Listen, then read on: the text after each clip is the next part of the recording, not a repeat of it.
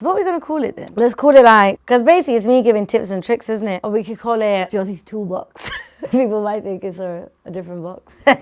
Welcome to something that we're not sure what you're welcome to. But what we're gonna do today is little tips and tricks of how I managed to get to where I am at this moment in the music industry in my career. And the reason why I thought Ayshe and I thought this was a good idea was because I often get asked to speak on panels and it gets a little bit repetitive, and also sometimes you can't be there, and I feel like we should share because sharing is caring. And I want to give a really big disclaimer before we get to how to get into it. This is all just from my perspective. So let's start at the beginning. How to actually get started. I get a lot of messages from amazing young people or not so young people from all around the world who say they've been wanting to DJ for a really long time or get into radio, but they simply do not know how to get started. Very often, if you do a little bit of your research, you will find that a lot of big brands, radio stations, youth organizations, and even lifestyle brands nowadays do workshops. And I think that's a really great way to have your first go at it. You'll be with people who, like yourself, don't really know what they're doing, but they know they want to do it, and you'll be taught by someone who knows what they're talking about.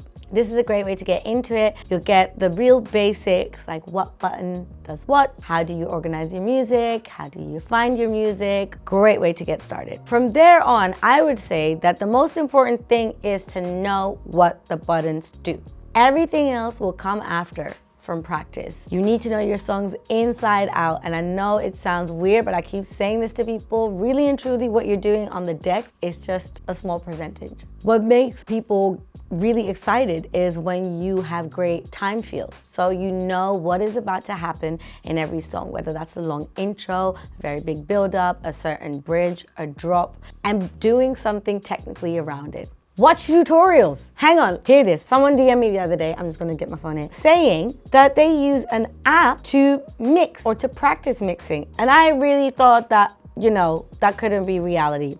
It is. DJ app and mixer. And it literally shows you almost everything a CDJ would do. So you could put two songs and you could do this off your phone. This DJ told me that they do this on their way to a gig when they've just downloaded new songs and they kind of want to know if they mix together. Hang on, can we get this close to the camera and see what the video does?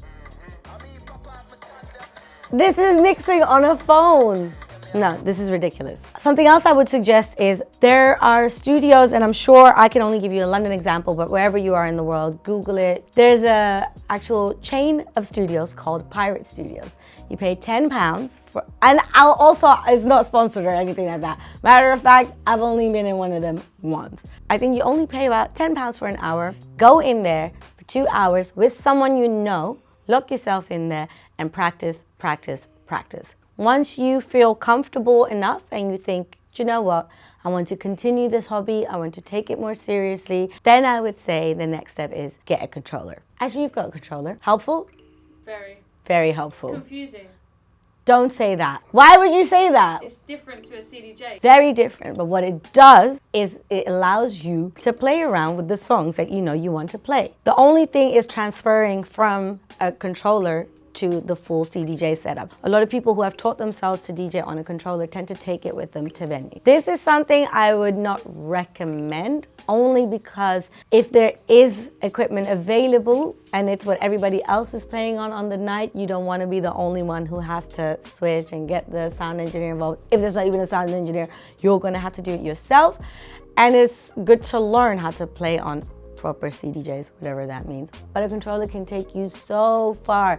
You will practice at your own time, whenever you want. No one has to be there in your bedroom. Only thing is, make sure you come into environments where you then have to look at a proper CDJ setup and go, right, the buttons are slightly different, but what I'm doing is the same. Those are the first few steps on how to get started. Don't be afraid to ask people for advice as well, which then leads me into the next segment, how to actually get bookings. Again, small disclaimer, this is not going to work for everybody. It all depends on where you're from and who you know. This is a topic that will keep coming back. It's all about who you know. Local bars, pubs, smaller clubs, and even hotels always have people playing in their bar area or the lobby. Often in these places, you'll get offered a small fee and a big bar tab. And what it allows you to do is actually practice like you would be at home, but in a public space. If you agree to a set of 3 or 4 hours, you're gonna have to do those 3 or 4 hours. If you get a bit discouraged at home or discouraged alone in a studio, in a practicing studio, you tend to go, you know what, I'm done for today, I'll come back next week.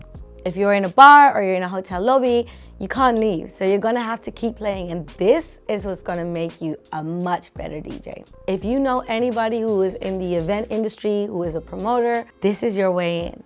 You should always ask them, hey, can I be the first DJ at your next party? They might say no, and don't get offended. It's nothing personal. You have to understand why someone would say no to you, and your time will come. Maybe you're not playing the right music for their event, or maybe they just don't see it yet, and that's okay. Also, a really, really, really good tip, house parties. House parties are the best way to, one, not be overwhelmed while you're playing out, but two, still have that club feel. So give it a go. Bring your USBs to a house party. Next time you see someone kind of, getting a little bit too wavy behind the decks, you go, do you know what? Do you want to take a break? I've got my USBs. When it comes to smaller clubs, but still proper clubs, the first DJ on the night is always someone that is, one, going to be quite cheap, and two, relatively unknown. I have seen many, many, many big DJs here in the UK start off as the first warm-up DJ at the club that I used to work at, The Nest in Dawson.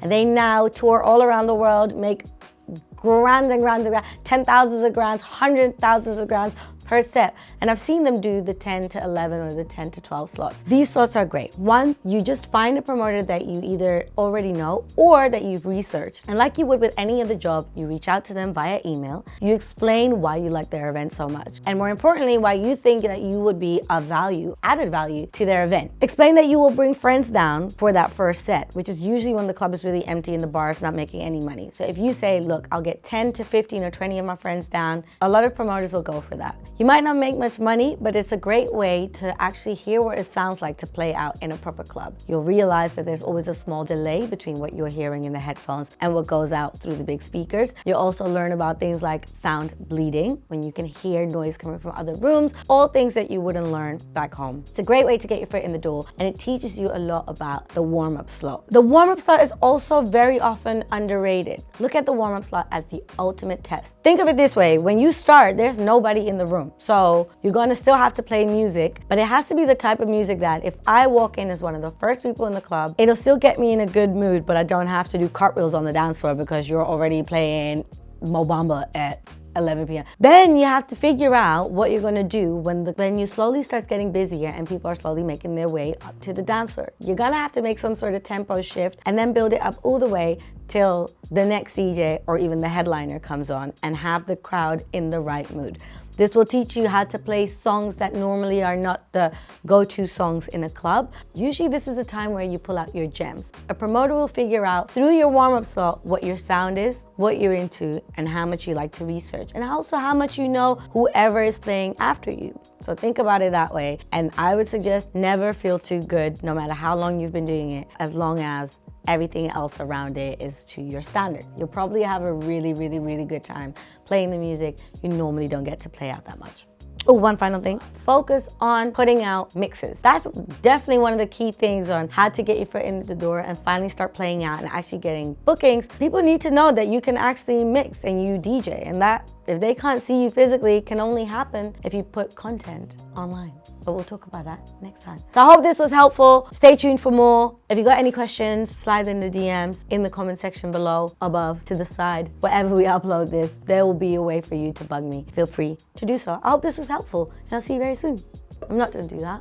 I know. Because you're doing gunshots in that. Pew, pew, pew.